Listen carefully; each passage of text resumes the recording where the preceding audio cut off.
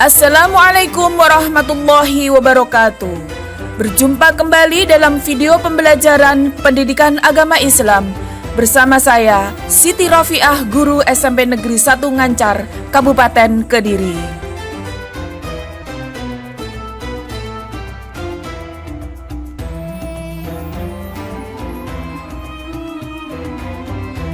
Oke, bahagia sekali anak-anak, kita bisa berjumpa. Kali ini kita akan belajar bersama pendidikan agama Islam bab pertama, yaitu iman kepada hari kiamat.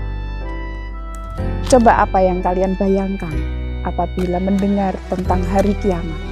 Tentu kengerian-kengerian. Sesungguhnya anak-anak, bayangan kalian tentang kengerian hari kiamat itu tidak ada apa-apanya. Hari kiamat yang sebenarnya jauh lebih dahsyat dari kengerian yang kalian bayangkan. Anak-anak, kiamat itu dibagi dua. Yang pertama, kiamat sughra, artinya adalah kiamat kecil.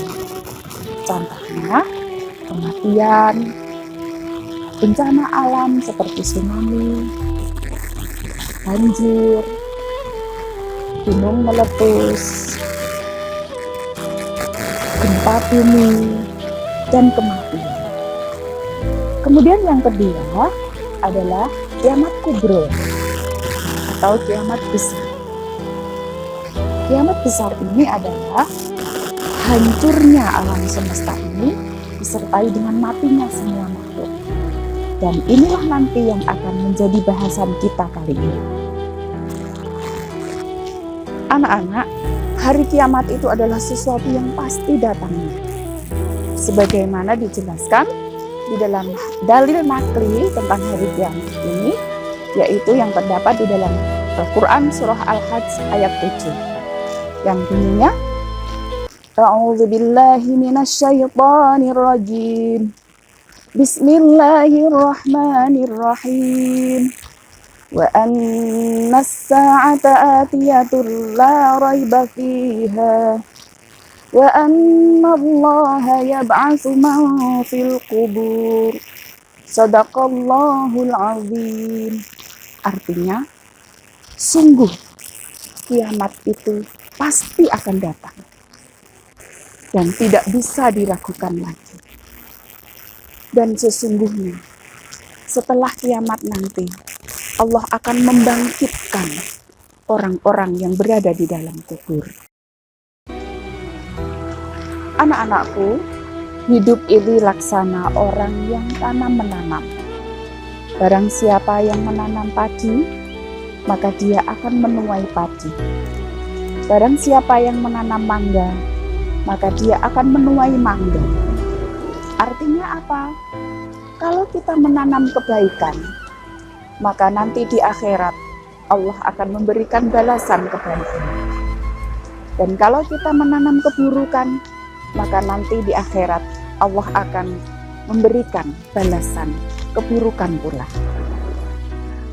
Anak-anakku yang soleh dan solehah, bahasan kita selanjutnya adalah peristiwa-peristiwa yang terjadi setelah hari kiamat. Jadi, dengan adanya hari kiamat bukan berarti sudah selesai kehidupan ini. Justru hari kiamat adalah awal dari kehidupan yang sebenarnya.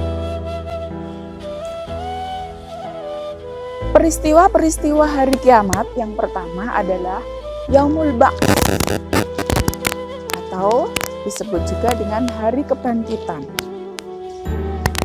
yaitu orang-orang yang sudah mati ketika terjadi hari kiamat ataupun sebelum hari kiamat, semuanya dibangkitkan kembali oleh Allah. Untuk apa dibangkitkan? Peristiwa yang kedua adalah Yaumul Hasyr. Jadi dibangkitkan untuk dikumpulkan. Di mana? Di sebuah tempat yang disebut dengan mahsyar. Dan kita sering menyebutnya dengan padang mahsyar. Kenapa disebut dengan padang mahsyar? Karena di situ memang tidak ada naungan sama sekali. Yang ketiga, setelah manusia berkumpul di padang mahsyar, kemudian dihisab dihitung amalnya.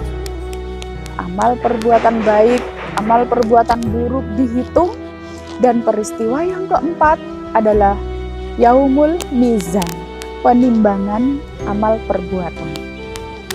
Setelah itu, barulah yang terakhir, eksekusi.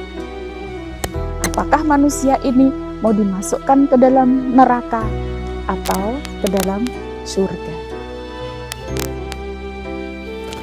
Anak-anak, selanjutnya balasan baik dan buruk. Kita tahu bahwa semua perbuatan kita yang baik ataupun yang buruk semua akan mendapatkan balasan. Untuk orang-orang yang beriman dan melaksanakan perbuatan baik, maka Allah akan memberinya balasan surga. Dan untuk orang-orang yang berperilaku jelek dan tidak mau beriman kepada Allah, maka Allah akan memberikan balasan neraka. Apakah surga itu? Surga adalah tempat yang penuh dengan kenikmatan sebagai balasan bagi orang-orang yang beriman dan beramal soleh. Apakah neraka? Neraka adalah tempat yang penuh dengan siksaan sebagai balasan perbuatan orang-orang yang tidak beriman dan tidak beramal soleh. Bagaimanakah gambaran surga dan neraka? Berikut akan Ibu tayangkan sebuah video yang sebenarnya ini adalah hanya gambaran belaka karena keadaan surga dan neraka yang sebenarnya belum pernah terlintas di dalam benak kita. Mari anak-anak kita ikuti.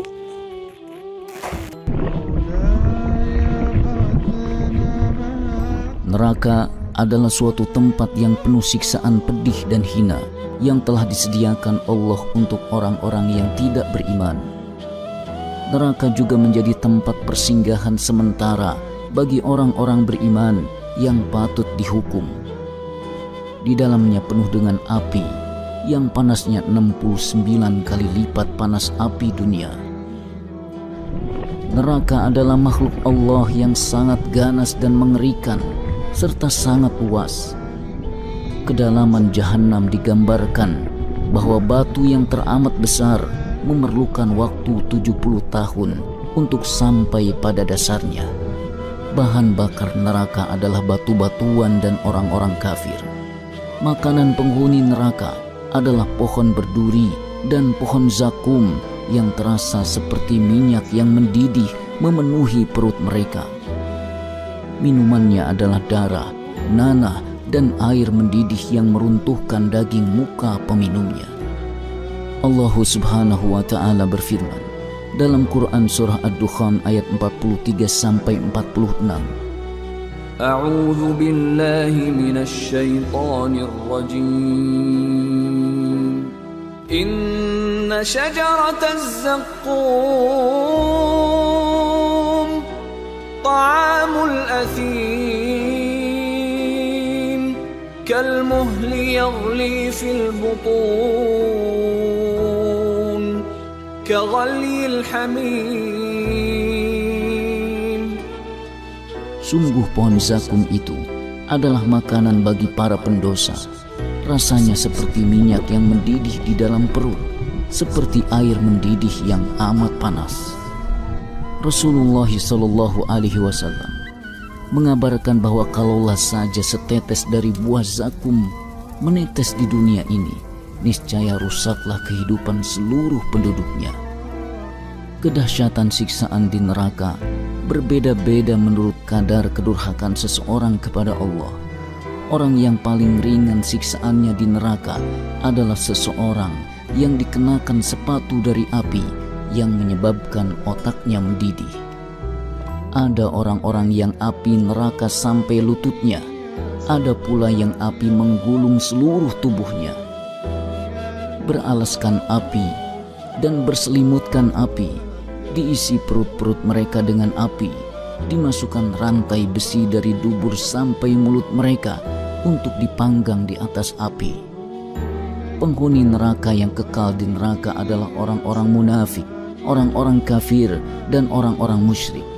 Sedangkan orang-orang beriman yang dimasukkan ke neraka karena dosa-dosa mereka yang tidak terampuni akan dikeluarkan kembali dari neraka, baik setelah hukumannya selesai atau mendapatkan syafaat.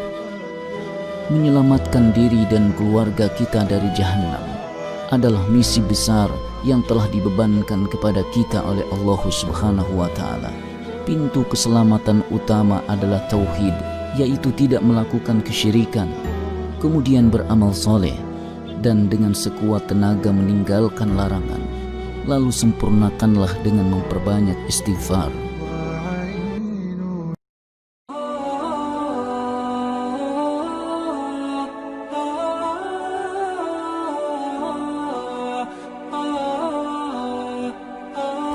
Surga adalah tempat kenikmatan yang abadi.